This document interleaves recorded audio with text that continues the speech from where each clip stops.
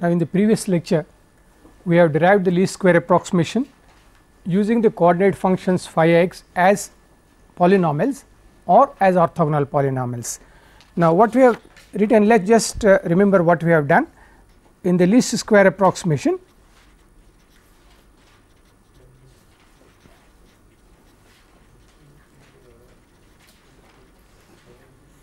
We have written the approximation p x as C 0 phi 0 x, C 1 phi 1 x plus so on C n phi n x.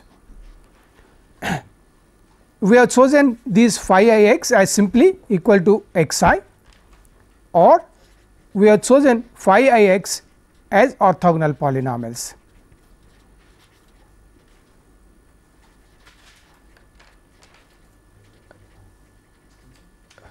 Then we have derived the constants C I such that the aggregate or the sum of squares of the errors or is minimized, and that approximation we call the best least square approximation, best approximation in the least square sense.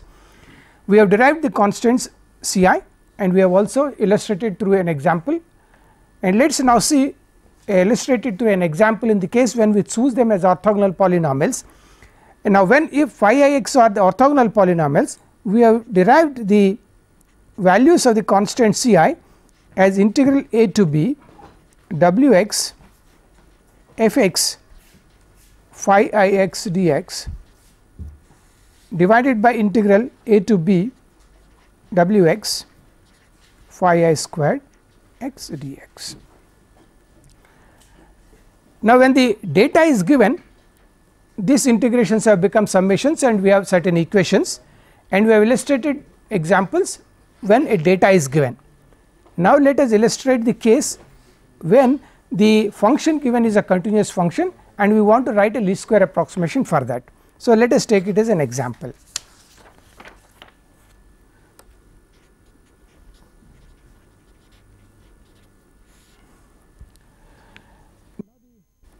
Obtain the least square approximation.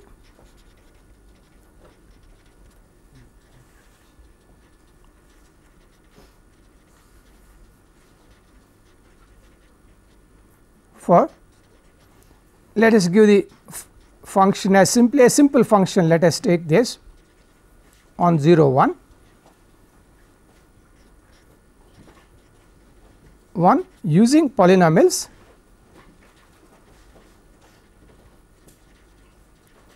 of degree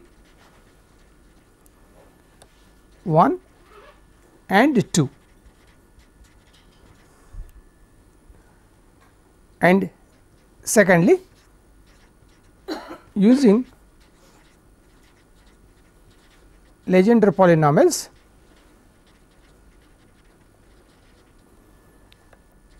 of order 1 and 2. Now, we are formally going to define these polynomials later on. Let us also give the data here that is required for us. P naught x is equal to 1, P 1 x is equal to x, P 2 x is equal to 3 x squared minus 1, and W x is equal to 1 for the case of the Legendre polynomials.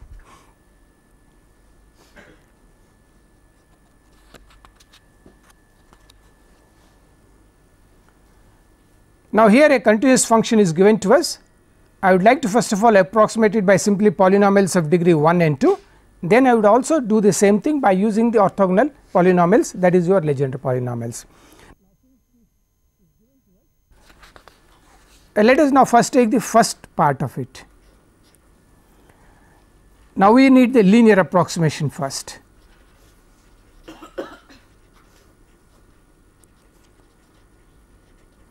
Therefore, we are writing P 1 x is equal to C naught plus C 1 x. And what we mean by least square is that we are saying that integral 0 to 1 f x minus C naught plus C 1 x whole square dx is equal to a minimum quantity.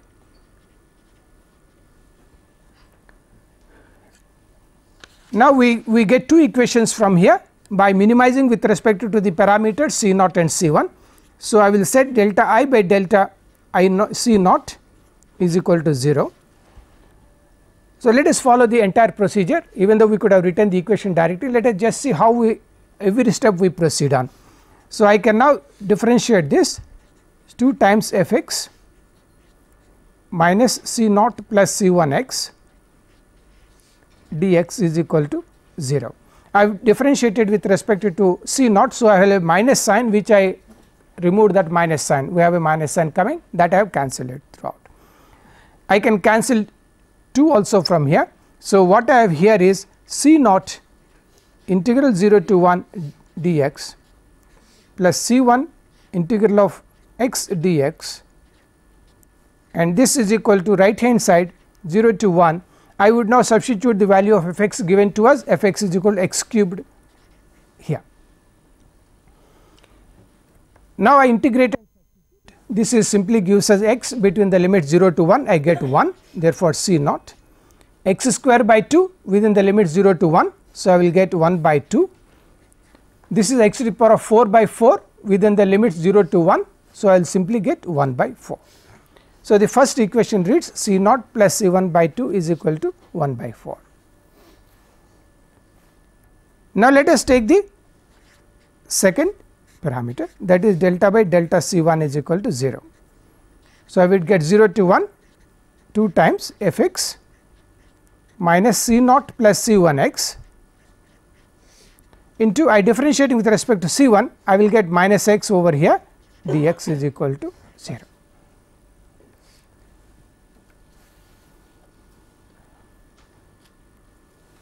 Now, again we retain the terms of C naught C 1 on the left hand side and take f x to the right hand side.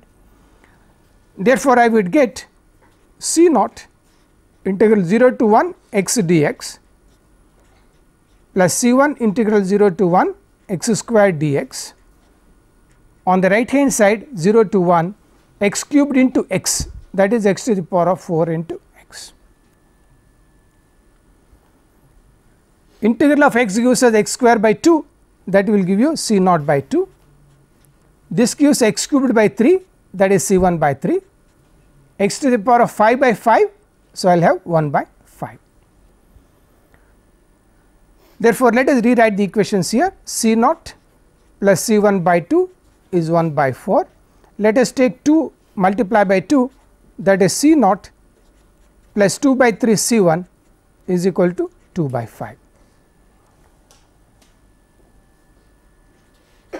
Now, I can solve it easily, I can subtract and find C 1 and substitute it over here, and what I get C 1 is 9 by 10, then using this I get C naught is equal to minus 1 by 5, substitute it here and get this result. Therefore, our polynomial approximation, least square approximation is equal to C naught plus C 1 x.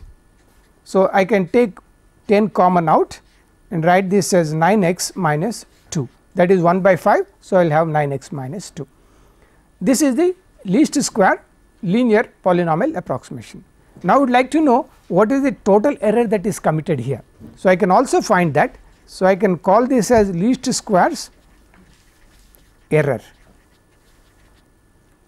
and that will be equal to integral of 0 to 1 f x minus C naught plus C 1 x, that is 1 by 10 9 x minus 2 whole squared dx.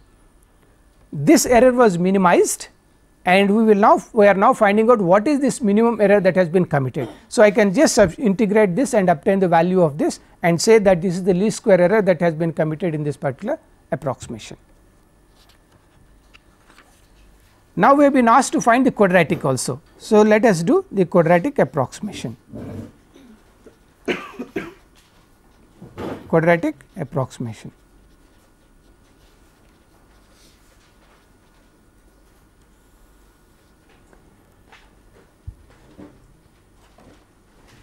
Now, in this case we are taking the polynomial approximation as we add one more term to the previous case, that is your C 2 x squared, C naught plus C 1 x plus C 2 x squared. Therefore, the first step would be to define our least square approximation 0 to 1 f x minus c naught plus c 1 x plus c 2 x squared whole squared dx is equal to minimum.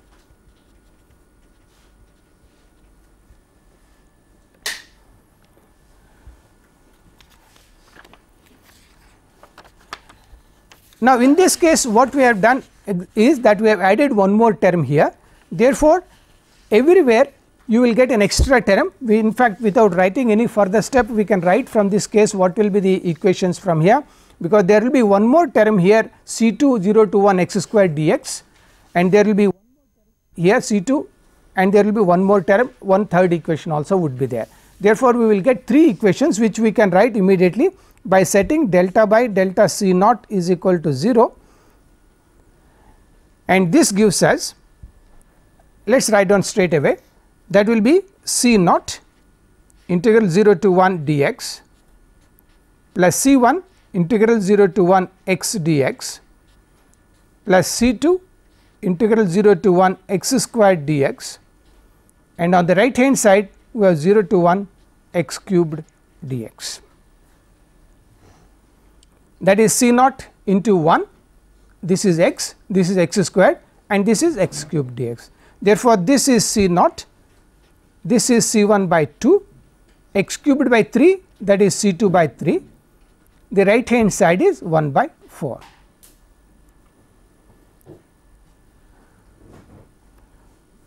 Now, if I set delta by delta c 1 is equal to 0, now I will have a product with x here, I will have x square here, I have x cubed here and x to the power of 4 here. Therefore, we would simply get c naught by 2, c 1 by 3, c 2 by 4, this is x cubed, therefore x 4, this is x 4, therefore I will have 1 by 5.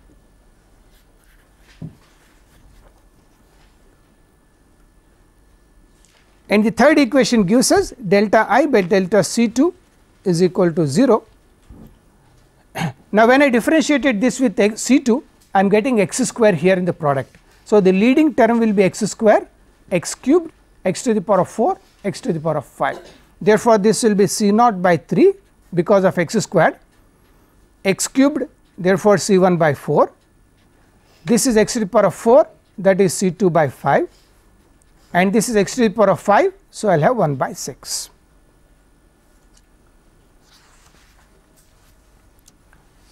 Now, this is a simple solving the system. So, we can solve this system and then substitute these values in p 2 x, that is c naught plus c 1 x c 2 x square, to get the quadratic approximation in the least square sense. We can similarly find out the least square error by substituting the values of c naught, c 1, c 2 in this expression and get what would be the minimum error that would be committed in the least square sense. Now, let us go to the second part, that is in terms of the Legendre polynomials. In terms of Legendre polynomials.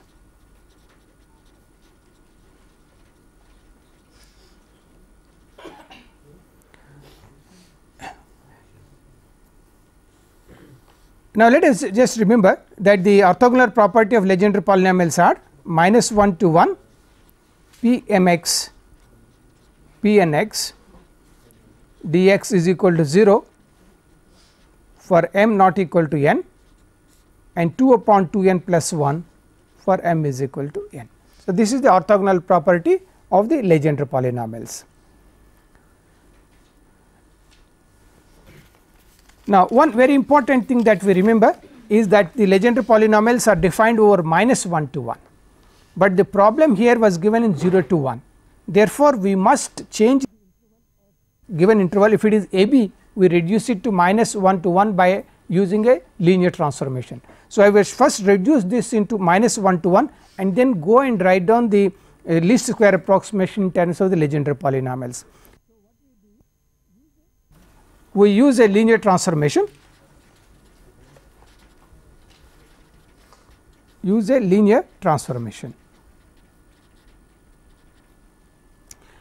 We will write down some x is equal to a t plus b. So, let us write it at a t plus b.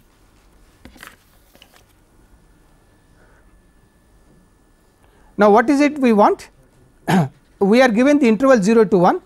So, therefore, when x is equal to 0, I need t is equal to 1. The lower limit for t should be 1 when x is equal to 1, and when x is equal to 1, I want the upper limit to be 1. Therefore, 0 to 1 we are now bringing to minus 1 to 1. We shall do the same thing if arbitrary interval is given, some p q interval is given, we shall use the same transformation and then find out the values of a and b. So, let us substitute it over here. Therefore, 0 is minus a plus b, and x is equal to 1, that is equal to a plus b. So, if I add, I get 2b is equal to 1 or b is equal to half, therefore, a is equal to half. Therefore, the transformation is x is equal to half t plus 1. If you want to look what is t, t is equal to 2x minus 1.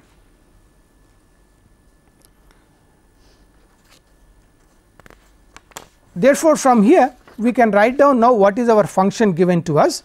So, the function f x is equal to, let us call it as a function as g t is equal to x cubed, that is 1 by 8 of t plus 1 whole cubed, and now the interval is in minus 1 to 1.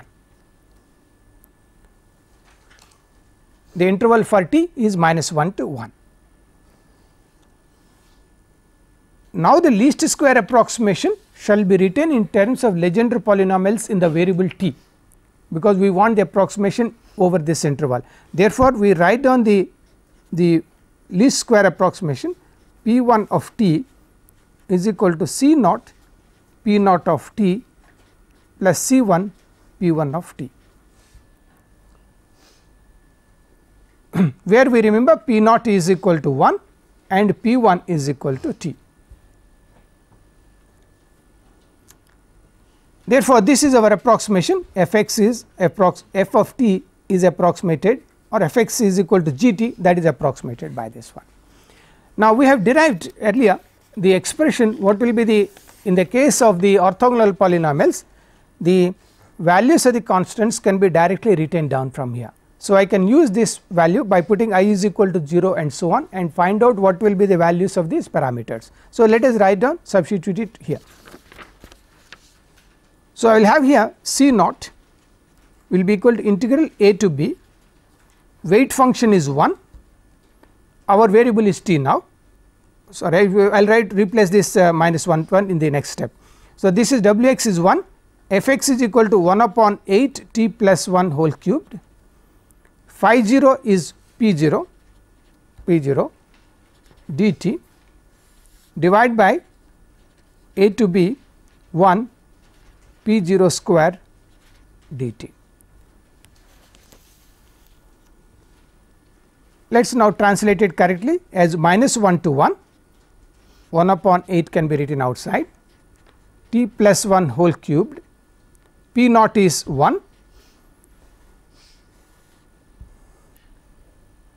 Now, the denominator is minus 1 to 1 p 0 square dt, and we would like to use the orthogonal property that we have just now described, that minus 1 to 1 m n is equal to 0, therefore, this is equal to 2.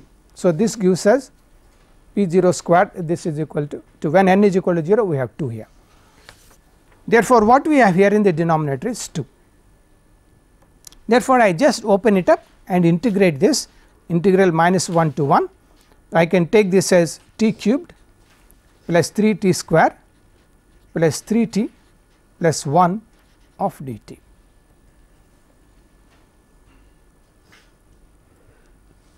Now, t cubed is an odd function, therefore, its contribution is 0, t is an odd function, its contribution is 0, therefore, only t square and 1 will contribute the solution.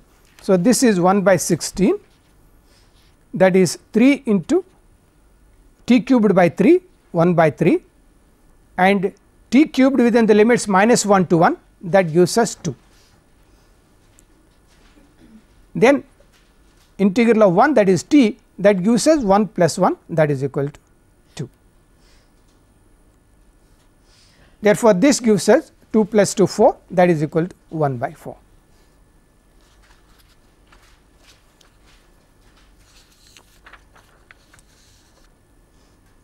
Now, let us write down what is C1.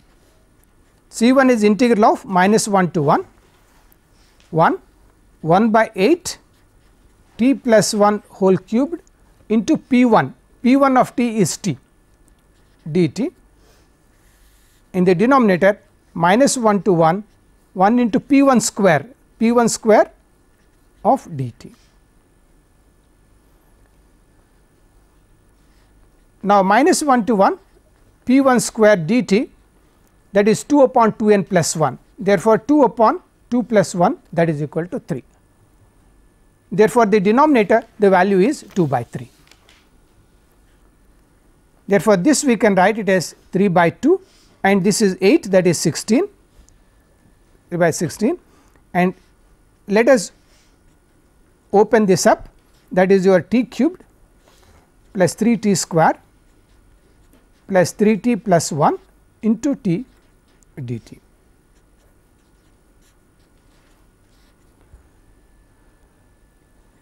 Now, we are multiplying by t, therefore, this is odd function t cubed and this is t, this is an odd function, therefore, the contribution of these two will be 0. So, we will have contribution only from these two.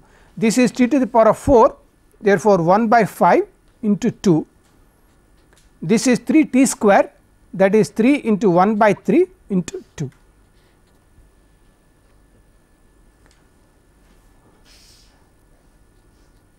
So, I can cancel off this, this is 10 plus 2 12, therefore, 3 by 16 into 12 by 5, that is equal to, I can cancel off 4 from here. So, 9 by 10, 9 by 20.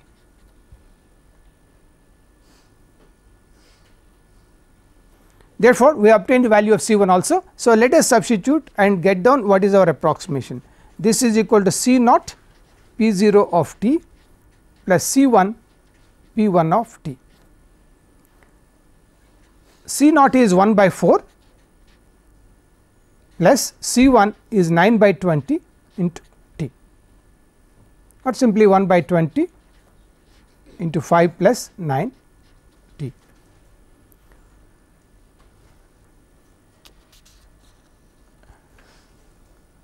Now, I can go back and then find out what is in terms of x also. So, I can just substitute what is now t, value of t we have written as 2 x minus 1 is the value of t. So, I can substitute the value of that.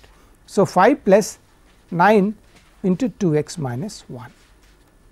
So, this is equal to 1 by 20, that is 18 x, this is minus 9. So, I will have minus 4. So, I will have here 1 by 10 9 x minus 2.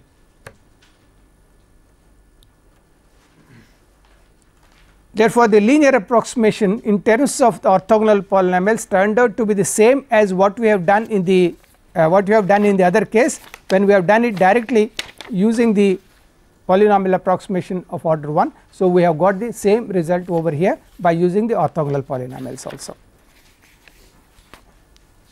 Now, let us do the quadratic also. So, I would now write down the quadratic approximation.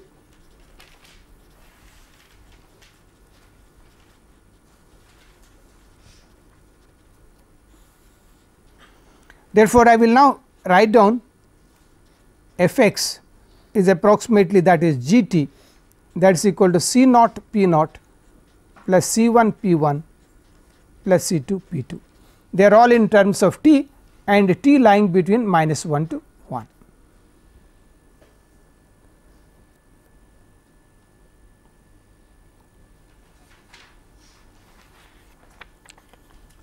Now, as in the case of the polynomial approximation, what we have here added is only C 2 P 2 we have added. Therefore, in a sense what we are doing is a correction to the linear approximation that we have performed. Therefore, the values of C naught and C 1 is going to be the same, because when once you use this approximation and then write down this formula, that C naught C 1 formula, it is going to the same. Therefore, we need to find only C 2 to get the quadratic approximation as an extension of the linear approximation. So, I need only to find C2 to get our result. So, I can now write down my C2 from here as -1 to 1 1 by 8 t plus 1 whole cubed.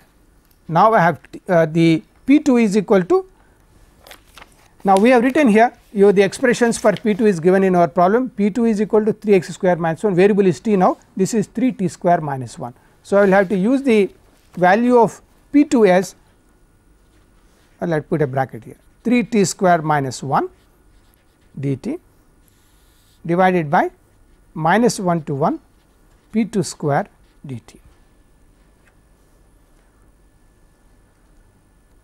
Now, the denominator value, we know the value of this -1 to 1 P2 square dt is 2 upon 2 n plus 1, n is 2, that is 4 plus 1, that is 5, 2 by 5.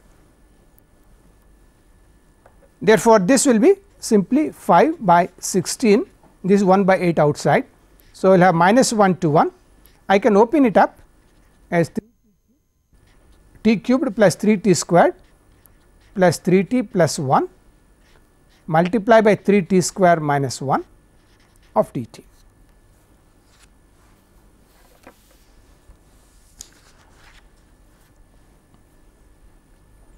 I will leave this for you to this, the value of this comes out to be half.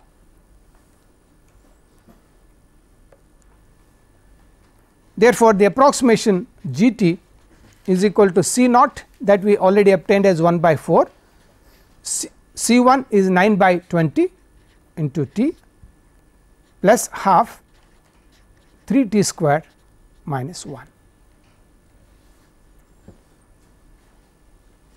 If I want to convert it back to x, yes, I will substitute t is equal to 2 x minus 1 and write down the approximation in terms of x as 1 by 4 plus 9 by 20 into 2 x minus 1, 2 x minus 1 plus half 3 into 2 x minus 1 whole squared minus 1.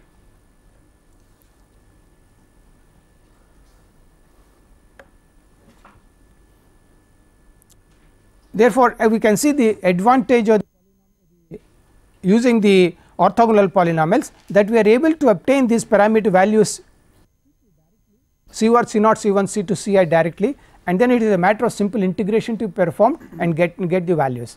And the advantage that we mentioned was that there is no ill-conditionedness if you use this particular format, whereas if you use the polynomial approximation and if you go to higher order approximation, say 5, 6, 7, 8 like that, then there is a chance that these polynomials can become ill conditioned system of equation. In fact, the coefficient matrix that we have seen here, if you look at this, it is called a Hilbert matrix actually.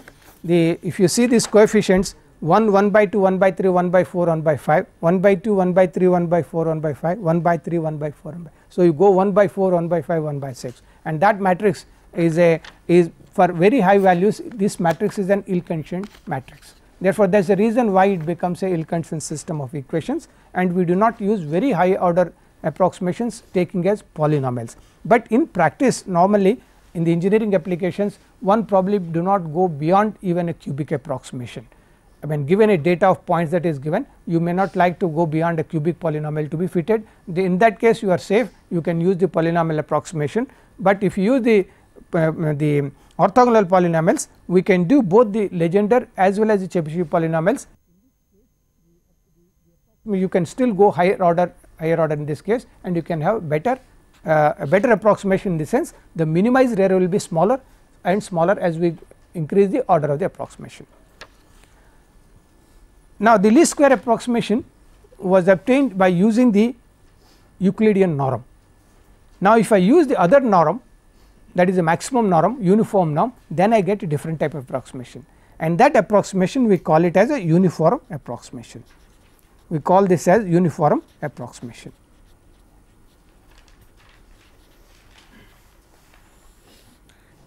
And this approximation is also called, it has another name, it is called the minimax approximation.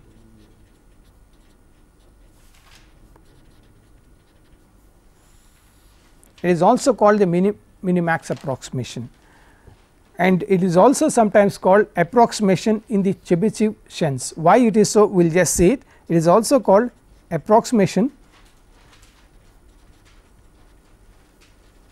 in Chebyshev sense.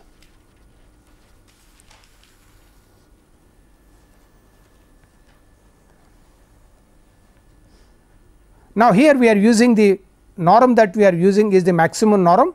We are using the maximum norm here.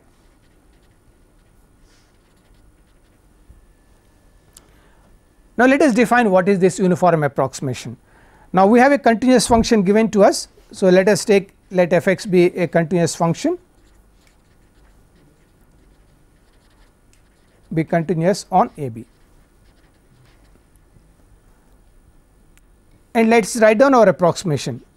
F x is equal to p n x is equal to c naught plus c 1 x c n x to the power of n. Now, let us write down the what is the error. The magnitude of the error will be equal to e suffix n to denote the degree of the polynomial approximation,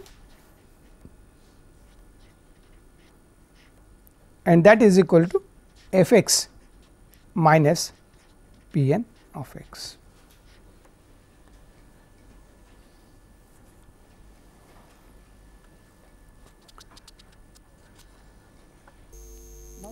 Let us review what is the least square approximation. We applied the principle that the aggregate of the sum of squares of the errors must be a minimum.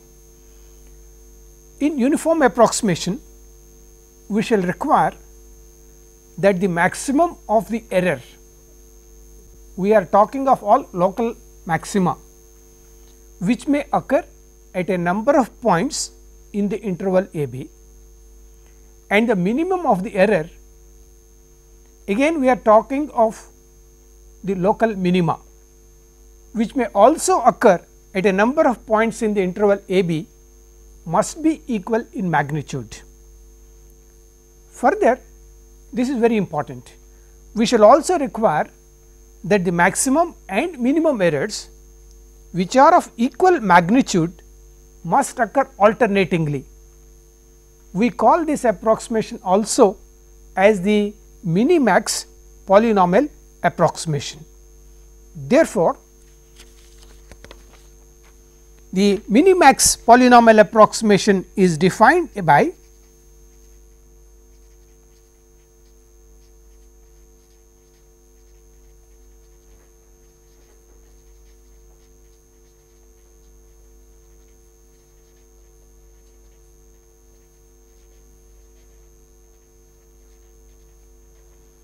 maximum of magnitude E n, which is a function of f c naught, c 1, c 2, c n, x lying in the interval a to b is equal to minimum of E n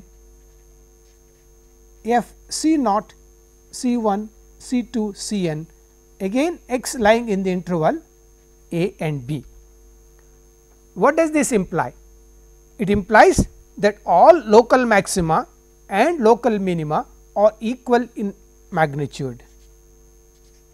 All local maxima and local minima are equal in magnitude. Now, let us first consider a very simple example to illustrate the uniform approximation. So, let us call it as an example.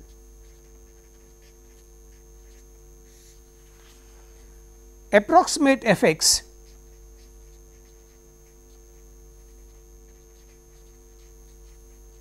by a constant c naught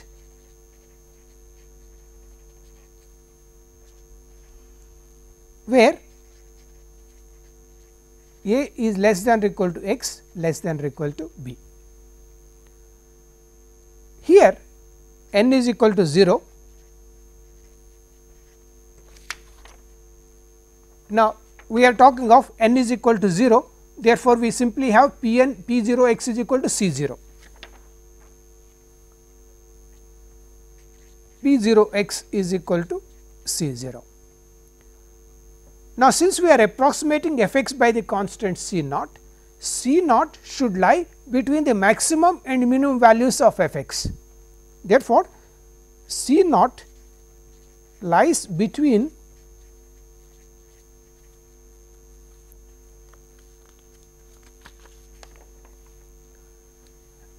let us call it as capital M, the maximum value of f x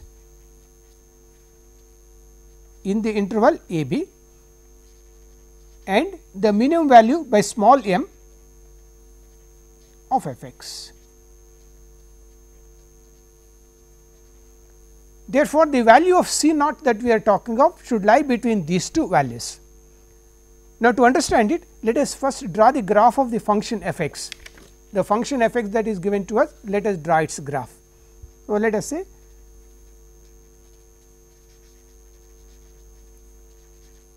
draw the graph of f x.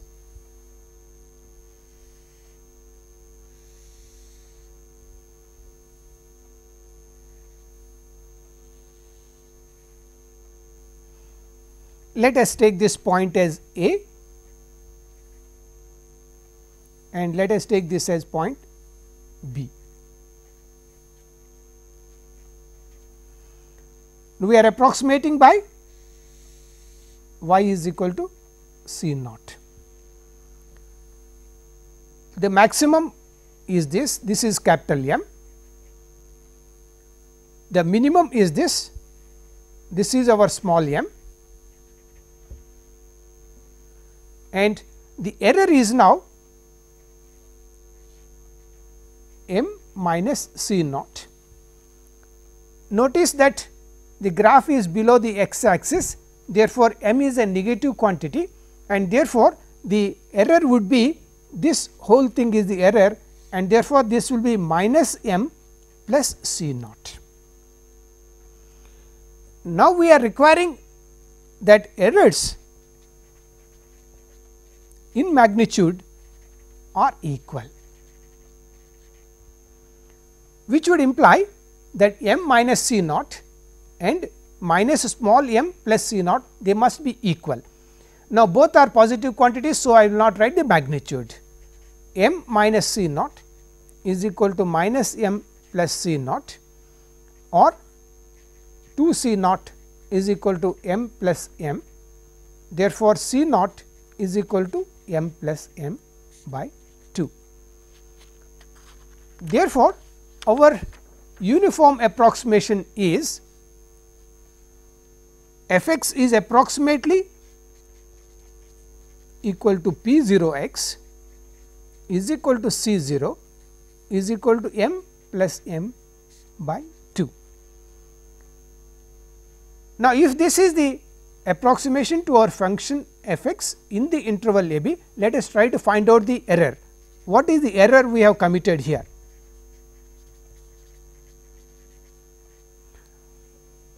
Now, the error would be this is the error, this is the error, we have made them equal. Therefore, I can find out the error either from this or from this. So, let us see what will be the in both the cases. So, I can now write this as m minus c naught is m minus m plus m by 2, that is m minus m by 2, or I can also look at this quantity, that is minus m plus c naught, that is minus m plus m by 2, that is equal to m minus m by 2. Obviously, both these errors have to be equal, because that is what the condition that we have put here, errors are equal. Therefore, it is sufficient for us to use any one of these points to find out what is the error that we have committed in this particular approximation. Now, it is not necessary that the graph of the function should be like this, the graph could be above the x axis also. Let us see what would happen in that case. Let us draw the graph.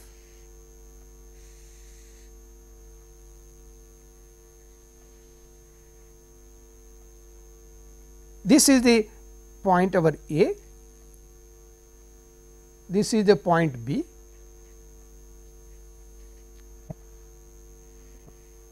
this is our M, this is our small m, and this is the approximation that we are talking of y is equal to C naught. Now, the error would be m minus C naught over here, and the error will be this quantity, the error will be this quantity, and this quantity will be equal to C 0 minus m. This is our C 0 minus m, this will be the error C 0 minus m. Now, the magnitude of the errors are equal, therefore, I will again get m minus C naught is equal to C naught by m, therefore, I will get 2 C naught is m plus m, thereby giving us the same value for C naught, that is m plus m by 2. Therefore, this result would be the same whether we would take the graph cutting the x axis or it does not cut the axis. That means, this result is independent of the function that we are now choosing. Now, let us consider a linear approximation.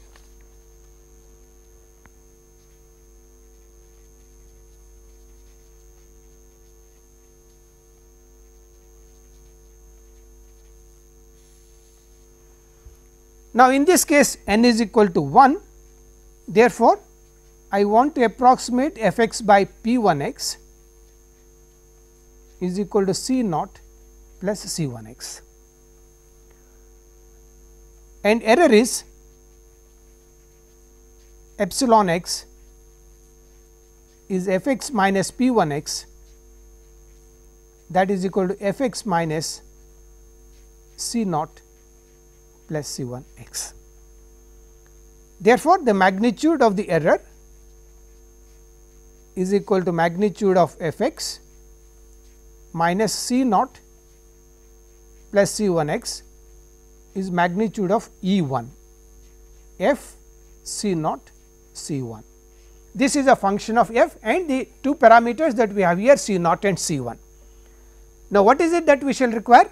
We shall require that the maximum of E 1 should be equal to minimum of E 1.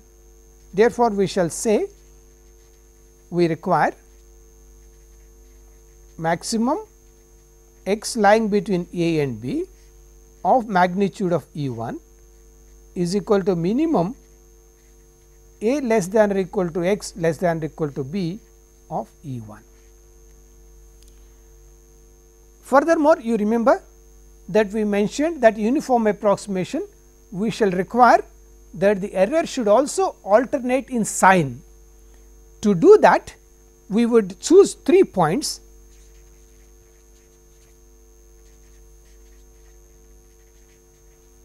Let us call them x 1, x 2, x 3, such that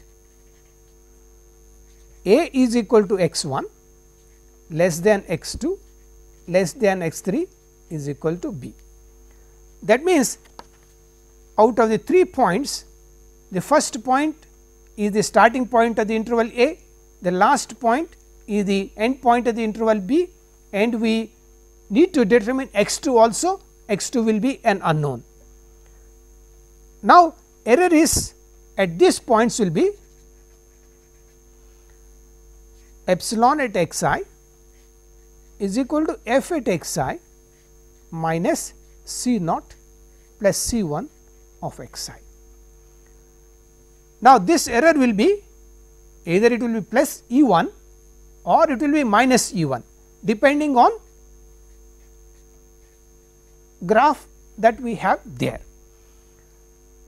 Now, in order to have a understanding of what we see by plus E 1 or minus E 1, let us draw the graph of the error function, that is we are talking the graph of epsilon x is equal to f x minus p 1 x. Let us draw its graph. So, we are talking of the graph of epsilon x.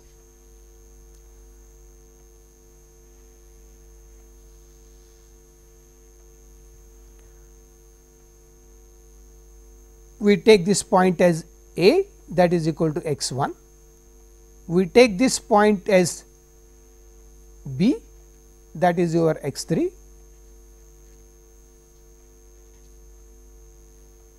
Now, I will choose this point as x 2.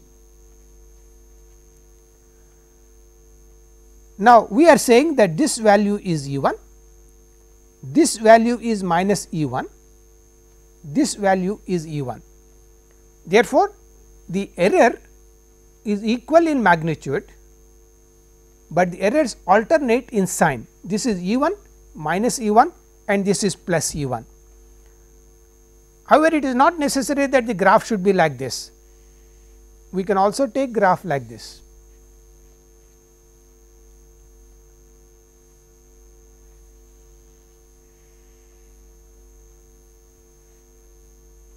I can have this point as A, this will be my x 2 and this will be my B. In this case, it will be minus E 1, this will be E 1, this will be minus E 1. So, but it has to alternate in sign, that is all. For example, if the error was say of magnitude 0.5, then it could be either 0.5 minus 0.5, 0.5 or it could be minus 0.5 plus 0.5 and minus 0.5. Now, with this observation, let us now write down the requirement in the mathematical terms. What do you mean by this mathematically? Now, what we are writing here is that error at x 1 is equal to minus error at x 2. The error at this point and the error at this point, they are of opposite signs. Therefore, I will set error at x 1 is equal to minus error at x 2. That means, epsilon x 1 is equal to minus epsilon x 2, or I can take it to this side also and write epsilon x 1 plus epsilon x 2 is equal to 0. Now, since x 1 is equal to A, I can also write this as epsilon A plus epsilon x 2 is equal to 0.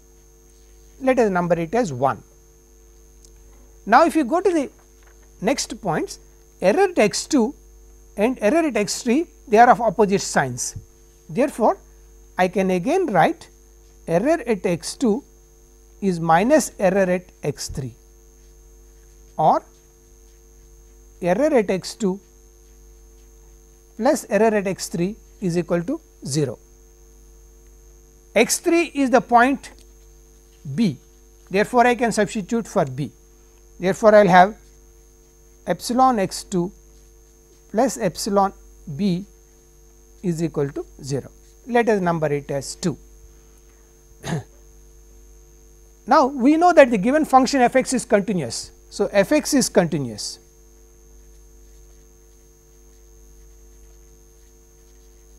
Therefore, our error which we have defined here as f x minus p 1 x, p 1 x is a polynomial, therefore, p 1 is continuous, therefore, epsilon x is also continuous.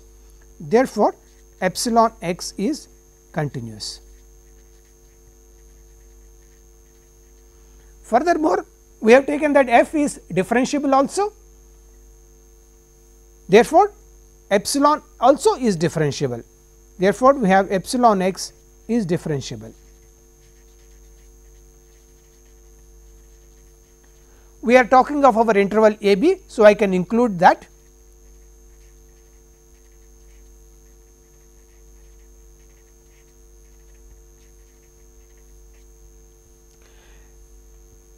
Furthermore, we also have that epsilon at x 1 is equal to E 1 is equal to epsilon at x 3.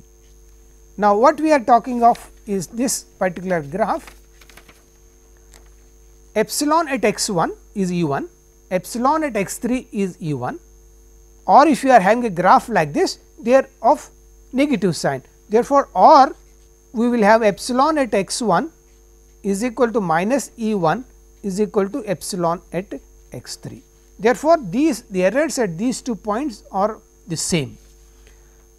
Therefore, I have a function epsilon x which is continuous in the closed interval a b, differentiable in the open interval a b, and epsilon at x 1 is equal to epsilon at x 3.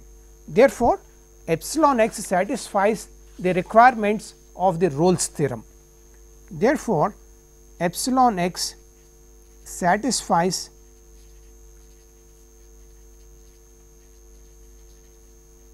the requirements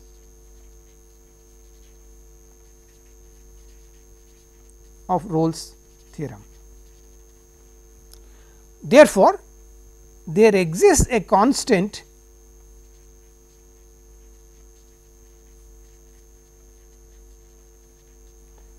C contained in the interval a b such that epsilon dashed C is equal to 0.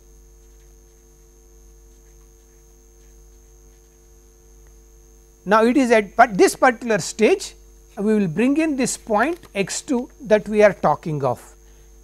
Now, since the Rolle's theorem states that there exists a point C such that epsilon dash C is equal to 0, we shall choose this point C as our x 2. Therefore, we shall say choose x 2 is equal to C, which would imply epsilon dash at x 2 is equal to 0. I will take this as my third equation.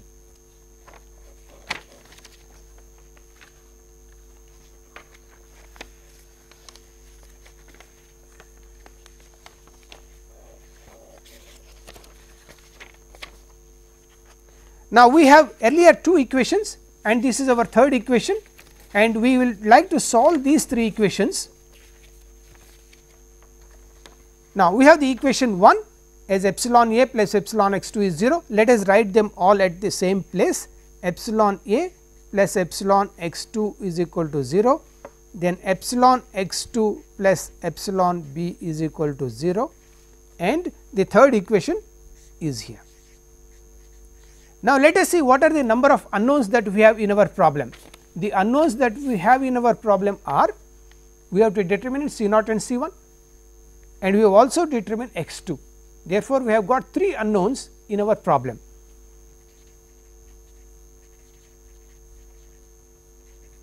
And what is the number of equations that we have here? We have 3 equations. Therefore, we have equations, 3 equations. Therefore, I can solve the system of 3 equations in 3 unknowns C 0, C 1 and x 2. However, these 3 equations are nonlinear equations. These are nonlinear equations. However, if I solve them in a systematic way, we will say how, what is that systematic way, we will just see it later. Then it is very easy for us to solve even these nonlinear equations. For example, one equation that would really help us is that if I subtract 2 and 1, that is 2 minus 1, then I get here epsilon b minus epsilon a is equal to 0. So, I get epsilon b minus epsilon a is equal to 0, and this does not contain x 2. Therefore, the work will be reduced by using such an equation. Now, how we shall use it, we will see later on in our next lecture. We will do a problem on it and see how we are going to apply this particular thing. We will close it for tonight.